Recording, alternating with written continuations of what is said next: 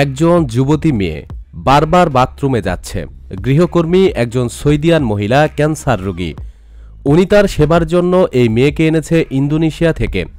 কিন্তু গৃহকর্মী মেয়েটা বাথরুমে গিয়ে অনেকক্ষণ সময় নেয়। বিধ্বস্ত চেহারা, চোখ মুখ উস্কো শুষ্ক, কান্না ভেজা থাকে। গৃহকর্মী এই বিষয় বারবার লক্ষ্য করে। অবশেষে ওই মেয়েকে জিজ্ঞেস করলেন, তোমার এমন অবস্থা কেন? মেয়েটি বলল, ম্যাডাম, আমার একটা দুধের শিশু দেশে রেখে এসেছি, এজন্য আমার দুধ জমে গিয়ে সমস্যার সৃষ্টি করে, তাই জমাট দুধ আউট করে ফেলে দিতে হয়। গৃহকর্মী বললেন, তুমি এমন দুধের শিশু রেখে বিদেশে আসলে কেন? মেয়েটি বলল, ম্যাডাম, অনেক দিন ধরে বিদেশে আসার চেষ্টা করছি, কিন্তু হচ্ছিল না। তারপর বাচ্চাটা জন্ম নেওয়ার পর হঠাৎ করে এই ভিসা চলে গেল। চরম অভাব অনাটনের সংসার, পরিবারের কথা ভেবে বাচ্চা রেখে চলে আসতে বাধ্য হলাম। কাজের মেয়ের কথা শুনে গৃহকর্মী মর্মাহত গভীর চিন্তায় পড়ে গেলেন।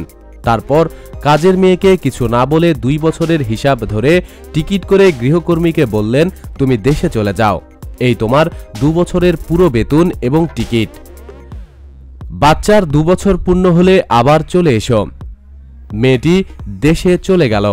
গৃহকর্মী কিছুদিন পর নিয়মিত চিকিৎসা নিতে আবার হসপিটাল আসলেন। ডাক্তার যথারীতি পরীক্ষা নিরীক্ষা করে আশ্চর্য হল।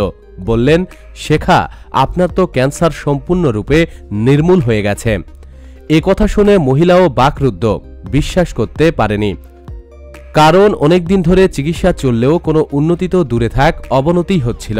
কিন্তু হঠাৎ করে এমন কি হলো, ওনার ক্যান্সার সম্পূর্ণ আরোগ্য লাভ করল?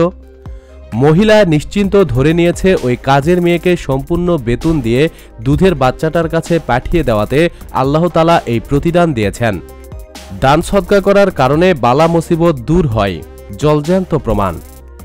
সাথেই থাকুন এবং আমাদের চ্যানেলটি সাবস্ক্রাইব করুন। ধন্যবাদ।